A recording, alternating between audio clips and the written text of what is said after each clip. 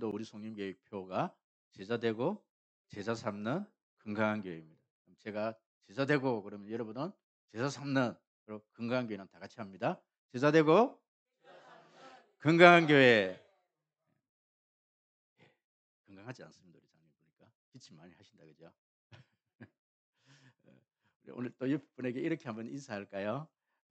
우리 집사님은 또 옆에 분 우리 당신은 축복의 통로입니다. 축복합니다. 한 번 더 인사할까요? 2025년도가 시작이 되었습니다. 2025년도를 시작하면서 우리 성림교회는 참 바뀐 것이 많이 있습니다. 오전에 일부 예배, 9시 예배가 그렇게 진행되었고요. 또 1시에는 중고등부 청년부가 첫 예배를 드립니다. 또 지금 이 시간에는 옆에 있는 공간에서는 우리 주일학교 선생님들과 또 아이들이 지금 예배를 드리고 있습니다. 젊은이들은 교회가 변화가 없다고 생각하면서 따분해할 수도 있지만 우리 어르신들은 참 이러한 변화가 익숙치가 않습니다. 여러 세대가 한 공간에서 하나님을 예배하는 것이 교회입니다. 그래서 교회는 하나됨이 필요합니다. 하나님을 예배하고 기도하고 찬양함에 있어서 하나가 되는 것이 교회입니다. 1부, 2부, 3부 다 나눠놓고 목사님 무슨 지금 하나가 됩니까? 그럼 하나가 될 수가 있습니다. 왜 그런가 하니 하나됨의 원리는 하나님이 한 분이시고 교회가 하나이고 또 말씀이 하나이기 때문에 그렇습니다. 우리 성림교회는 예배가 따로 드려져도 분명히 하나됨의 공동체를 이룰 수 있음을 믿습니다. 또 한 가지 2025년도에 성림교회가 축복의 통로가 되기를 소원합니다. 요한 3서 2절에 보니까 사랑하는 자여 내 영혼이 잘됨 같이 내가 범사가 잘되고 강건하기를 내가 간구하노라. 축복의 원리는 우선순위에 있습니다. 영적인 복, 사업의 복, 건강의 복, 이 세 가지 복이 2025년도에 우리 성림교회에 충만하기를 축원드립니다. 조영기 목사님께서 요한 3서 2절 말씀으로 삼박자 축복이라는 이 제목으로 많은 설교를 하셨습니다. 조 목사님께서 이 설교를 많이 하신 이유는 그만큼 성도들이 그 시대 때 가난했고 하나님의 축복을 좀 받았으면 좋겠다. 그런 마음에서 이 설교를 그렇게 많이 하셨지요. 우리가 예배를 마치고 축도라는 것을 봤습니다. 축도라는 말은 축복 기도의 줄임말입니다. 신약의 이 축도문은 고린도후서 13장 13절 주 예수 그리스도의 은혜와 하나님의 사랑과 성령의 교통하심이 너희 무리와 함께 있을지어다. 목사님이 예배 끝나고 그렇게 축복 기도를 하지요. 그런데 구약의 축복 기도는 민수기 6장 24절에서 26절 말씀입니다. 여호와는 내게 복을 주시고 너를 지키시기를 원하며 여호와는 그의 얼굴을 내게 비추사 은혜 베푸시기를 원하며 여호와는 그 얼굴을 내게로 향하여 드사 평강 주시기를 원하노라 할지니라. 이 모세가 이런 축복을 백성들에게 하는 거지요.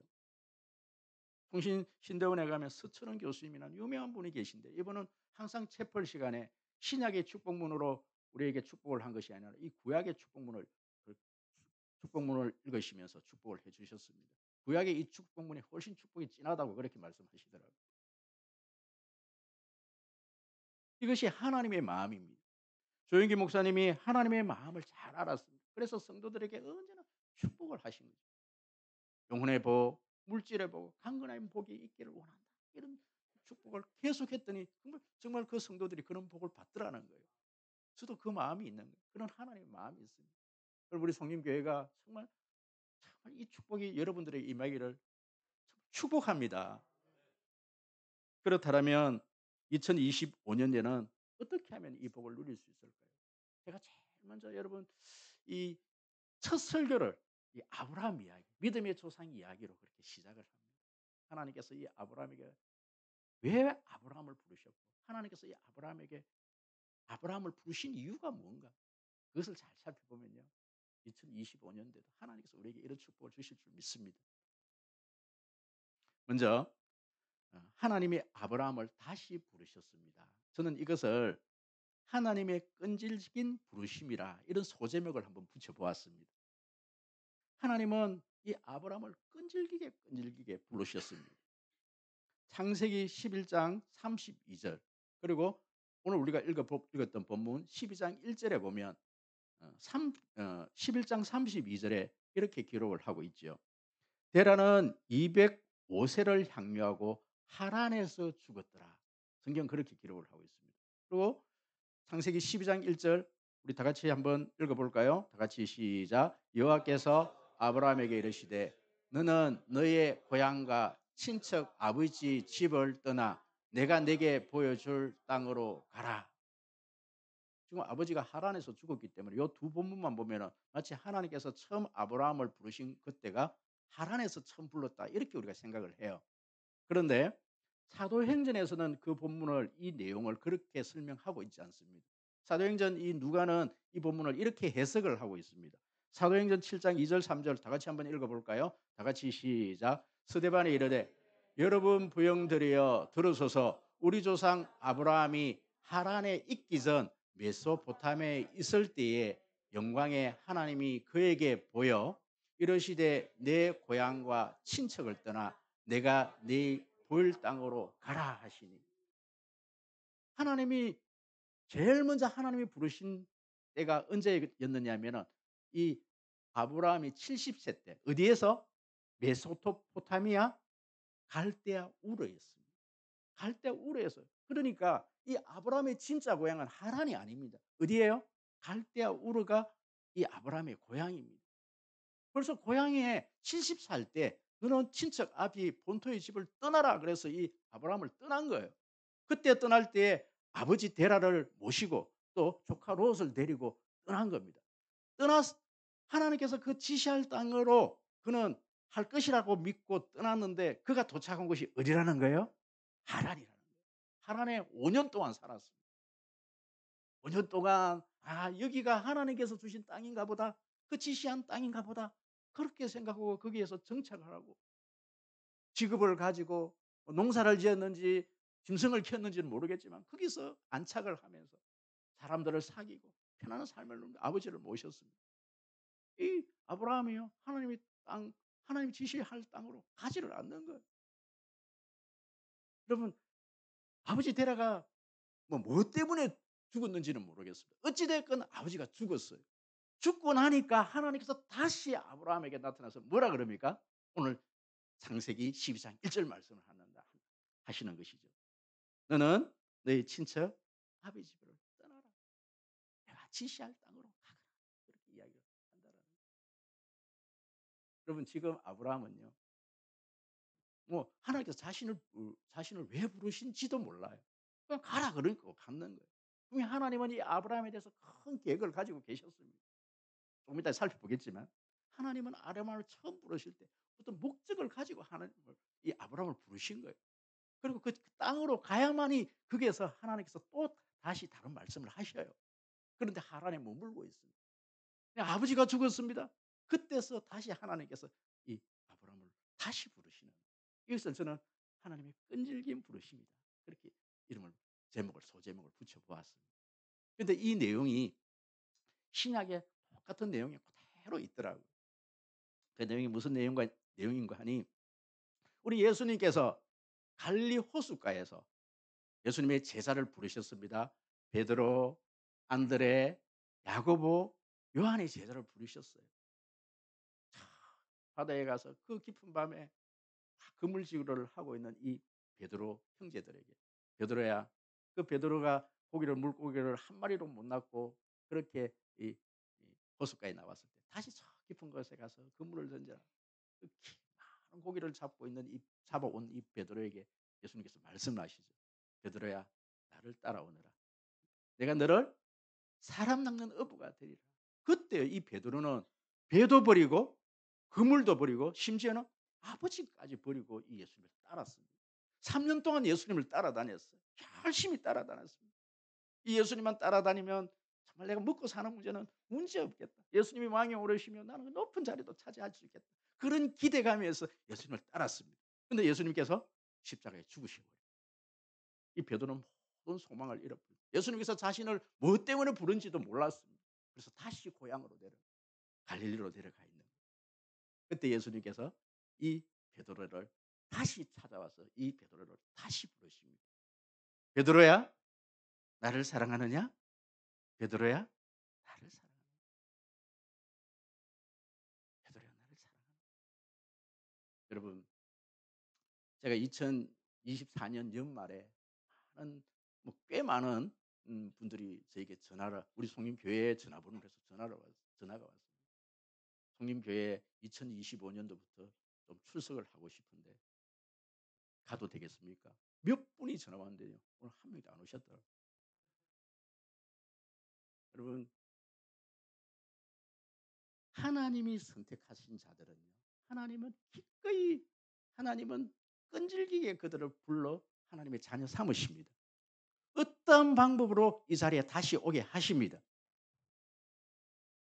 일부 예배 때는 우리 선생님들이 다시 교사로 그렇게 헌신하신 분도 계시고 오늘 이 자리에는 많은 분들이 새롭게 2025 년도에 직분을 받으신 분도 있습니다. 집사로 또 2025 년도에는 또 직분을 받으실 분도 계십니다. 하나님께서 우리를 하나님의 자녀로 하나님의 직분자로 우리를 부르셨습니다. 그것은 하나님의 끈질긴 부르심입니다. 그럼 오늘 이 아브라함은 그 하나님의 끈질긴 부르심에 예 하고 대답하면서 다시금 이 하란을 떠나는 이 아브라함을 볼 수 있는 것이죠.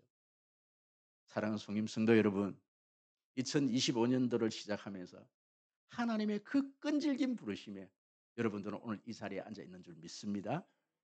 여러분들을 사명자로 세우신 줄 믿습니다. 그 사명에 여러분 아멘하고 순종하는 이 한 해가 되어질 수 있기를 주의 이름으로 축원드립니다. 그렇다면 하나님께서 이 아브라함을 왜 부르셨을까요? 바로 축복의 통로, 축복의 권능이 되게 하기 위해서입니다. 여러분 2절 3절 우리 큰 소리를 한번 읽어 봅니다. 시작. 내가 너로 큰 민족을 이루고 내게 복을 주어 내 이름을 창대하게 하리니 너는 복에 될지라. 너를 축복하는 자에게 내가 복을 내리고 너를 저주하는 자에게는 내가 저주하리니 땅의 모든 족속이 너로 말미암아 복을 얻을 것이 하신지라. 아멘 아멘. 너는 복이 될지다. 이것은 너는 복의 근원이 될지다. 이런 말씀이고 이 뒷부분에 보면 너는 너로 말미암아 복을 얻으리라. 이 모든 민족이 너로 말미암아 복을 얻을 것이다. 너는 축복의 통로가 될 것이다. 이런 말씀입니다. 그리고 하나님께서 이 아브라함을 부르실 때 하나님이 이 아브라함 한 사람만 본 게 아닙니다. 이 아브라함을 통해서 이룰 그 민족을 본 것이고 그 민족을 통해서 하나님께서 구원받을 이 열방을 하나님께서 보신 거예요. 하나님께서 저와 여러분들을 부르실 때 단순히 여러분들만 구원하기 위해서 여기에 불러놓은 것이 아니란 말씀입니다. 하나님께서 저와 여러분들을 축복의 권원이 되게 하기 위해서 이 땅에 여기에 부르신 줄 믿습니다. 뿐만 아니라 하나님께서 저와 여러분을 축복의 통로로 삼으시기 위해서 저를 부르셨습니다. 여러분, 하나님은 저와 여러분을 부르실 때 여러분들이 혹시 믿지 않는 가정에 여러분들이 혼자 나오시는 분들이 있다면 여러분들을 통해서 그 가정을 구원하시기를 원하십니다. 하나님께서 저와 여러분들을 통해서 그 직장을 하나님께서 그 직장에 축복 주기 위해서 나를 그곳으로 보내신 겁니다. 하나님께서 저와 여러분들을 이 구미 땅에 있게 하신 것은 이 구미 땅을 나를 통해서 축복하기 위해서 나를 보내신 겁니다. 이것이 축복의 통로입니다. 그럼 축복의 권한이라는 것은 뭐냐면은 여러분 권한이라는 것은 끊임없이 솟아나는 어떤 권한적인 어떤 그 어떤 복의 원천을 이야기할 때 쓰는 단어입니다. 그럼 우리가 집에서 수도꼭지에 물을 틀면 그 수도꼭지에 물이 나온다고 하지만 그 수도관은 큰 수도관에 연결이 되어 있고 그 수도관은 저 물의 근원에 그렇게 연결이 되어 있는 것이죠. 우리가 축복의 근원이 되고 우리가 축복의 통로가 되게 한다는 것은 우리는 하나님의 축복을 나르는 하나님의 사명자입니다. 하나님의 대사들입니다. 여러분 그렇습니다. 그래서 하나님께서 저와 여러분들의 축복의 근원과 통로로 삼으실 때 우리에게는 어떤 권세를 주셨느냐 하면은 이 세상을 향해서 축복할 권세도 주셨고 이 세상을 향해서 저주할 수 있는 그 권세도 주신 거예요. 여러분 이 세상을 향해서 축복을 많이 하실 수 있는 여러분 되시기를 원합니다. 여러분 이 세상을 향해서 저주할 수 있는 권세도 있고 축복할 권세도 있습니다. 하지만 우리 믿음의 자녀들은요. 축복을 많이 할 수 있기를 바랍니다. 왜 그런 거 아니 이 세상 사람들이 그 축복을 거절을 하면 그 축복이 다 나에게로 들어오는 거예요. 우리가 이 세상을 향해서 저주도 할 수 있는 권세도 있지만 저주를 하지 말아야 되는 이유가 뭐냐면 그 세상 사람 내가 저주했던 사람이 그 저주를 받지 않으면 그 저주가 내게 다시 돌아오기 때문에 그렇습니다. 그럼 이 세상을 향해서 축복하는 여러분 되시기를 주의 이름으로 축복합니다. 그래서 이 부분에서는 제가 찬양을 한 곡 준비를 했는데요. 우리 일부 예배 때 불렀기 때문에 시간이 없지만은 우리 똑같은 예배이기 때문에 불러야 우리 축복합니다. 우리 찬양 한번 불러보실까요? 축복합니다. 옆에 분에게 좀 축복하면서 우리 함께 축복하는 시간들을 가지도록 하겠습니다.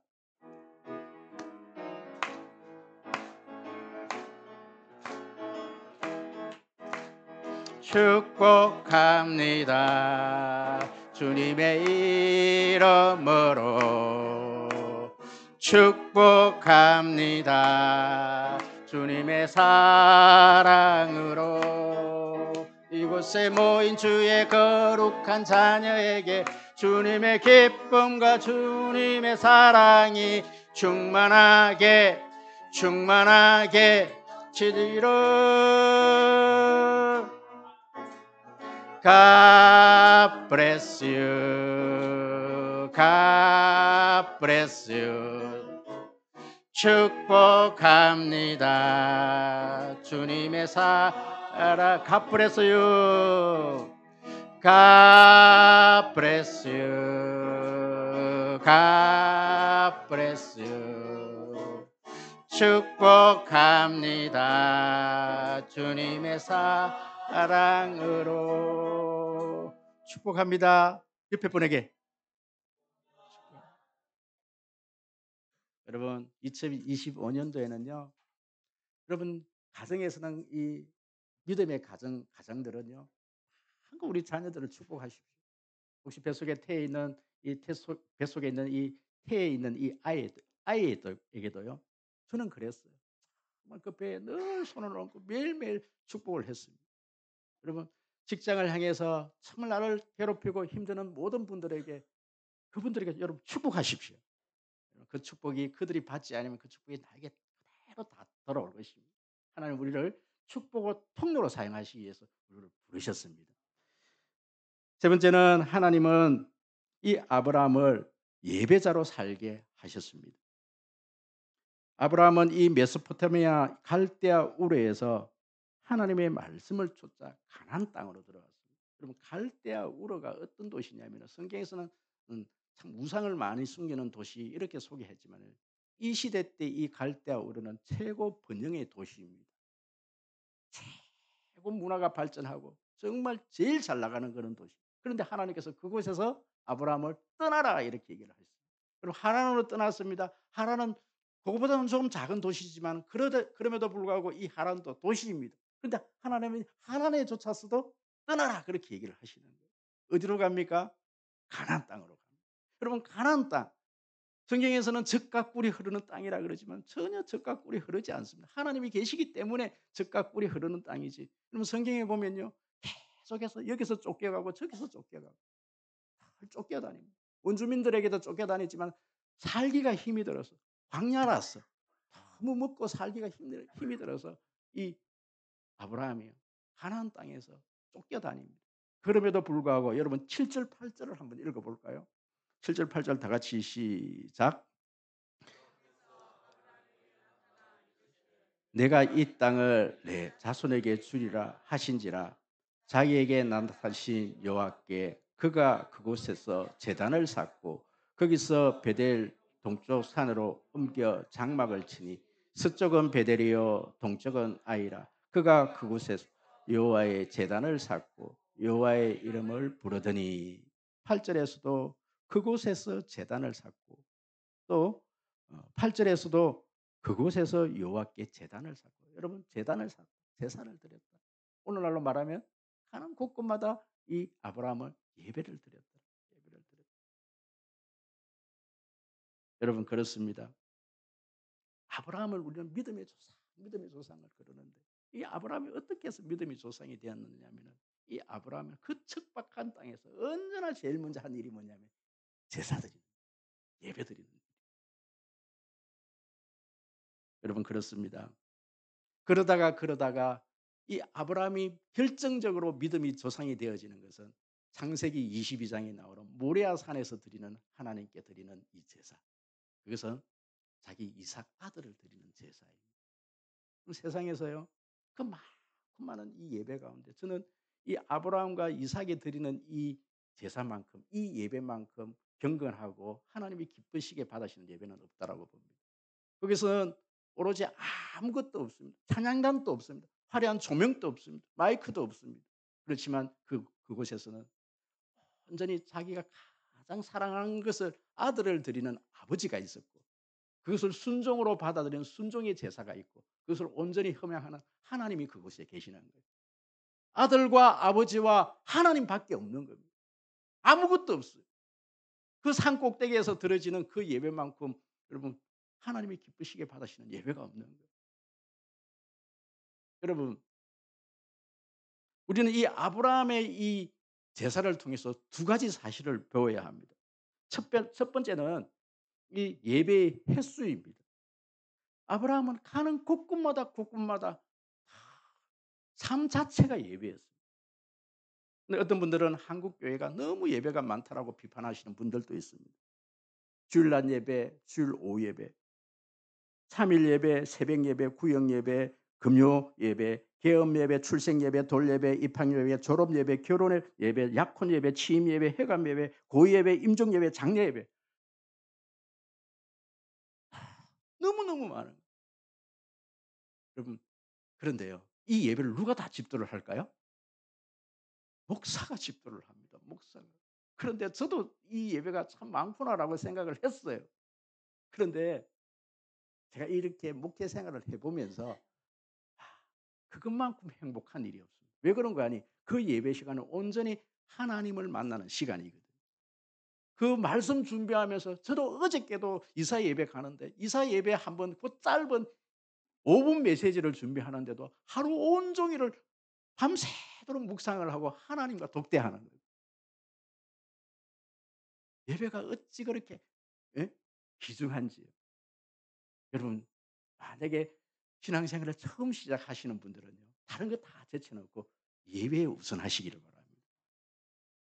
아니 직장 생활 때문에 어쩔 수 없는 경우는 그곳에서 예배의 자리가 되어 그 자체가 예배입니다. 나중에 이제 또 삶의 예배에 대해서 얘기하겠지만 그렇지 않는 분은 언제나 공적인 예배 시간이 있으면은 그 시간에 예배의 자리에 앉는 것이 가장 행복인 줄 믿습니다. 그러면 2025년도는요. 예배를 제일 중요하게 생각하시는 여러분 되시기를 바랍니다. 그게 근원입니다. 두 번째는 바로 예배의 질입니다. 예배의 횟수가 많아지면 예배의 질이 떨어질 것이다. 이 아브라함은 그렇지 않았습니다. 이 아브라함은 그렇게 다 예배를 드리고 결정적으로 인생의 마지막 어떤 하나님께서 100세 때에 하나님께서 그때서야 비로소 온전한 예배를 하나님께 드릴 수가 있었던 것이죠. 여러분 예배가 한 번만에 그렇게 이루어지는 것이 아닙니다. 예배가 자꾸 깊어지는 거예요. 깊어지는 거예요. 오늘 여러 순서가 있기 때문에 지금 많이 스킵을 하고 마지막으로 이 말씀만 드리고 말씀을 좀 정리를 하려고 합니다. 저는 2025년도를 시작하면서 이제 저희 둘째 아이가 이제 또 다른 지역으로 또 제주도로 이제 공부를 하러 가는 관계로 방이 하나가 이제 비었어요. 이때까지는 침대 때문에 어떻게 못하다가 조금 이렇게 머리를 쓰니까 침대를 이렇게 옮길 수가 있겠더라고요.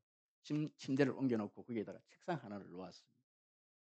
그리고 거기다가 이제는 책을 볼 수 있도록 의자를 만들고 그렇게 준비를 하는데 저희 거실에는 큰 공용 이렇게 또 같이 쓰는 어떤 그런 어떤 책상이 있습니다. 그런데 그곳은요 언제나 서로 먼저 그 자리를 앉으려고 늘 다툼이 일어나는 자리입니다. 그런데 올해 들어서 왜 진짜 그 생각을 못했던지 제 작은 방에서 그 작은 아이의 방에 예, 책상 하나를 넣고 의자 하나를 넣고 거기에서 어젯밤에도 밤새도록 거기서 하나님과 말씀 준비하는데 그 자리에 딱 들어가는 순간이요. 마음이 경건하기 시작해지는 마음이 좀 편안해지기 시작하는 그 자리에 앉는데 얼마나 감격이 있는지 집에서 혼자 하나님께 드리는 예배. 저는 2025년도에 저에게 가장 큰 복이 저한테 제 방이 생겼다는 사실입니다. 물론 작은 아이가 오면 그 방을 내어 줘야 되지만 교회에 오면 여러분 어떤 분들은 아침에 보니까 많은 사람들이 분주함이 싫어서 또 교사가 아닌데도 일부 예배에 오시는 분들이 계시더라고요. 1,000명, 10,000명 많은 군중이 드려지는 그 예배도 중요하지만 하나님과 나와 독대하는 그 시간이 가장 중요한 예배의 시간인 줄 믿습니다.